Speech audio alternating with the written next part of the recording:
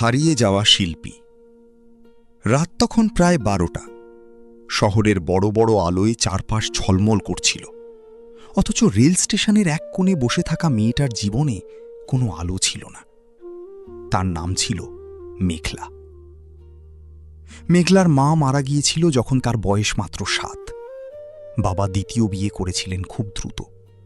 প্রথমে সব ঠিকই ছিল, কিন্তু ধীরে ধীরে বাড়িটা তার কাছে অচেনা হয়ে গেল। সৎমা তাকে কখনো নিজের মেয়ে ভাবেনি। ছোট্ট ভুলেও মারধর, না খাইয়ে রাখা, সব যেন নিত্যদিনের ঘটনা হয়ে উঠল। তবুও মেঘলা বাঁচতে চাইত। সে জানালার পাশে বসে আকাশ দেখত আর ভাবত, একদিন আমি এই জীবন থেকে অনেক দূরে চলে যাব। তার খুব গান গাইতে ভালো লাগত। স্কুলের অনুষ্ঠানে যখন সে গান গাইত, সবাই চুপ হয়ে শুনত। শিক্ষকরা বলতেন, এই মেয়েটার গলায় জাদু আছে।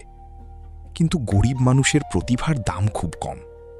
একদিন বাবা হঠাৎ অসুস্থ হয়ে মারা গেলেন। তারপর থেকেই মেঘলার জীবন পুরো বদলে গেল। সৎমা তাকে বাড়ি থেকে বের করে দিল। সেদিন প্রবল বৃষ্টি হচ্ছিল। হাতে শুধু একটা পুরনো ব্যাগ আর কয়েকটা কাপড় নিয়ে মেঘলা রাস্তায় দাঁড়িয়েছিল। যাওয়ার মতো কোথাও ছিল না তার। শেষ পর্যন্ত সে শহরের রেল স্টেশনে আশ্রয় নিল। দিনে মানুষের কাছে ফুল বিক্রি করত, রাতে স্টেশনের বেঞ্চে ঘুমাত।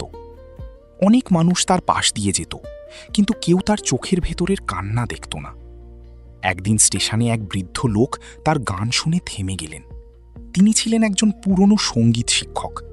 মেঘলার কণ্ঠ শুনে তিনি অবাক হয়ে গেলেন। তিনি বললেন, তুমি কোথায় থাকো মা?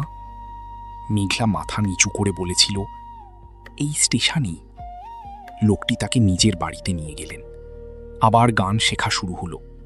ধীরে ধীরে মেঘলা ছোট অনুষ্ঠানে গান গাইতে লাগল। মানুষ তার কণ্ঠ চিনতে শুরু করল। অনেক বছর পরে একদিন টেলিভিশনে মেঘলার গান শুনে পুরো শহর মুগ্ধ হয়ে গেল। সবাই বলল, মেয়েটা একদিন অনেক বড় শিল্পী হবে। কিন্তু কেউ জানত না, গান শেষ করে মেঘলা একা ঘরে ফিরে কাঁদত। কারণ সাফল্য পেলেও সে কখনো বাড়ি নামের জায়গাটা ফিরে পায়নি। এক রাতে কনসার্ট শেষে সে আবার সেই পুরনো রেল স্টেশনে গেল। একই বেঞ্চটা এখনো সেখানে আছে। মেঘলা চুপচাপ বসে রইল। হঠাৎ একটা ছোট মেয়ে এসে তার পাশে বসে বলল, দিদি, তুমি এত সুন্দর গান গাও কিভাবে? মেঘলা মুচকি হেসে উত্তর দিল, অনেক কষ্ট জমলে মানুষ ভালো গান গাইতে শিখে যায়। তারপর আকাশের দিকে তাকিয়ে সে মনে মনে বলল, কিছু মানুষ জীবনে সব পায়, শুধু একটু ভালোবাসা ছাড়া। হারিয়ে যাওয়া শিল্পী। আপনাদের কেমন লাগলো লাইক, শেয়ার ও কমেন্ট করে জানাবেন। সেই সাথে সিটি ভয়েস পাঁচমিশালি চ্যানেলটিকে দেখতে ভুলবেন না। আর এই ধরনের আরও কিছুর জন্য চ্যানেলটিকে আগে থেকেই সাবস্ক্রাইব ও লাইক করে রাখুন।